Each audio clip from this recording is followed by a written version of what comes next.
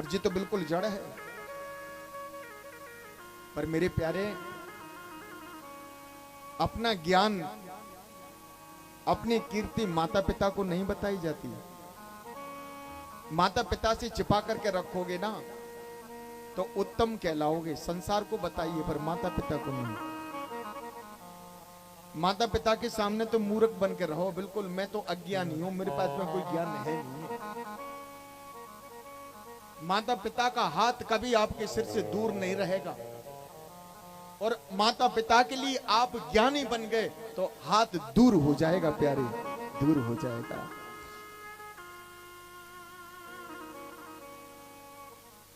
एक बड़ी पावन कथा है। एक सेठ जी महाराज थे। सेठ जी महाराज मूर्ति बनाया करते थे, मूर्ति के अच्छे कलाकार थे। मूर्ति बनाते थे तो उनका पुत्र देखता था, उनका पुत्र उस मूर्तियों को देखता था, कैसे मेरे पिताजी बनाते हैं। भैया राधे राधे, शांत हो जाओ, बहुत अच्छी रहोगे। और जो भी करना है, देखो बोलना अच्छा नहीं लगता, जो भी करना नीचे करो, जब गड़बड़ नहीं, खता में दिक्कत होती है। जो भी करना है, जी फेंटा फेंटी करनी है, नीचे कर लो सब कुछ। एकांत में करके नहीं, तैयारी करके रखो, जहीं तुम सब कुछ दाल में घोल रहे हो। जन राधे राधे बोलना पड़ेगा मेरी माताओं को। राधे बुरा मत मानना, मेरे ठाकुर जी को क्रोध नहीं आता पर बोलना पड़ता है, क्या करा जाए। पिता ने कहा कि दो बेटा आप सीखो ना, मूर्ति बनाना सीखो।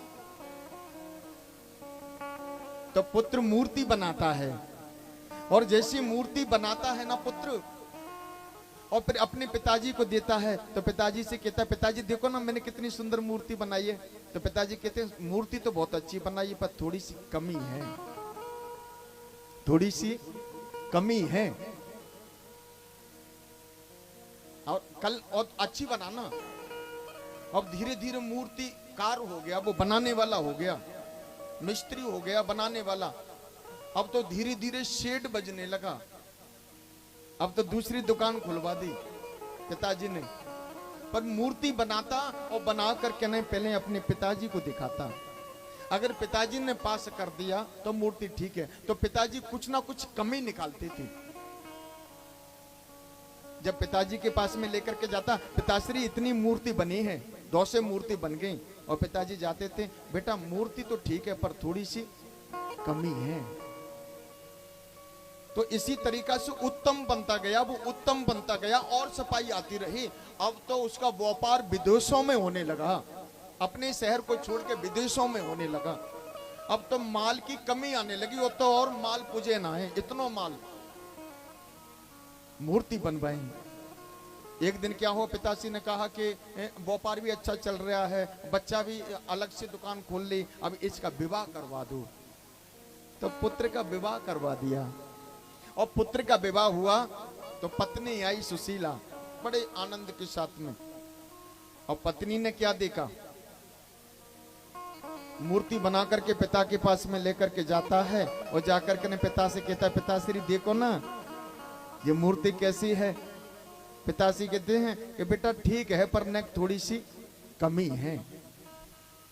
एक बार देखा, 2 बार देखा पत्नी ने, तीसरी बार कहा मूर्ति आप बनाते हो, विदेशों में सप्लाई आप करते हो, और पिताजी से पास करवाने के लिए लेकर के जाते हो। आपकी कितनी सुंदर मूर्ति बनती है, पास अपने हाथों से करो और जाकर के मूर्ति विदेशों में बेचो, इतनी दूर लेकर के जाते हो। उसने कहा मेरे पिताजी मेरे भगवान हैं, मैं अपने पिता के आदेश का पालन करूंगा, उल्लंघन नहीं कर सकता। पर चुगल लग जाए तो कब तक नहीं माने। अब तो ऋतुनोज की कहानी हो गई। और पत्नी कहती देखो मुझे ठीक नहीं है, मुझे अच्छा नहीं लगता। पिताजी के पास में जाओ, पिताजी 2 घंटे में निकल करके आते हैं। अब धीरे धीरे वो अपनी पत्नी की बात मानने लगा, और जब पत्नी की बात मानने लगा तो दुकान चल रही। धीरे धीरे धीरे धीरे और जो विदेशों में जाने लगा ना, माल जाता था वो माल बंद होने लगा। अब विदेशों में से सप्लाई खत्म, विदेश में जो माल जाता था ना वो बंद होने लगा, सप्लाई खत्म हो गई। आहा, अब सोचने लगा देवी आजकल विदेश में माल कोई नहीं लेता, अब नहीं कोई फोन नहीं आता कि भैया मूर्ति पहुंचा दो, सेठ जी मूर्ति पहुंचा दो। अब तो जी कहते हैं महाराज अब आपकी मूर्ति लेनी ना है, अब तो पूर्ति हो गई। और विदेशों में बंद हुई सो हुई, उसकी शहर में भी बंद हो गई, क्योंकि कोई कमी निकालने वाला नहीं था, तो सुंदर नहीं बन पा रही थी।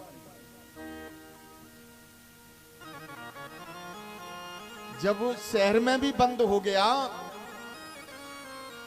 तो कहने लगा अब व्यापार नहीं चलता, धीरे धीरे दुकान भी बंद हो गई। और जब दुकान बंद हुई तो पत्नी से कहा देखो आपकी बात मान करके दुकान ठप्प हो गई ना, तो पत्नी ने कहा तुम पागल हो गए हो जी, अपनी कर्म गति हैं। अब जो कर्म में लिखा वही तो होगा कि कर्म गत नहीं, हमने अपने हाथों से खुद करा है, हमने अपने हाथों से खुद करा है, जब कर्मगत बनी है। पत्नी की बात को नहीं माना उसने, अब नहीं माना, पिताजी के पास में पहुंचा और पहुंच करके कहा पिताश्री मेरी दुकान नहीं चलती। पिताश्री ने हृदय से लगा लिया पुत्र को और हृदय से लगा करके कहा लाला आजकल तू आता नहीं है, मैं तेरी राह देखता था, मेरा पुत्र आएगा पर तू आता नहीं है। आहा, और इतना कहा तो कि बेटा मूर्ति बनाओ। और जैसी मूर्ति बनाने लगा पिताजी के पास में लेकर के आया और पिताजी ने कही बेटा अभी थोड़ी और कमी है, तो उसका व्यापार फिर दोबारा से चलने लगा, दोबारा से चलने लगा। जब पत्नी से कहा देवी तेरी बात मान करके मैंने अपने पिताजी को छोड़ दिया, छोड़ दिया। जब पत्नी ने अपने ससुर जी से माफी मांगी, सासुर मैया से माफी मांगी, जब उसकी समझ में आई पुत्र कितना भी पैसा धन कमाए, कितना भी नौकरी वाला बन जाए, सेठ बन जाए, साहूकार बन जाए, एसपी बन जाए, कलेक्टर बन जाए, देश का नेता बन जाए, राजा बन जाए, वकील बन जाए, पर माता पिता के समय हमेशा और बिल्कुल भोले बन करके रहना चाहिए। मैं कुछ नहीं जानता, माता पिता को लौट करके ने मेरे प्यारी जवाब नहीं देना चाहिए। अरे नेता होगा तो तू प्रजा का होगा, पर घर का नेता नहीं है प्यारे। घर के लिए तो पुत्र का और पुत्री रहेगा, बेटा का बेटा ही रहेगा। और जिसने अपने माता पिता को पा लिया मेरे प्यारे, वो गुरु को पा सकता है, और जिसने गुरु को पा लिया वो गोविंद को पा सकता है, गोविंद को पा सकता है।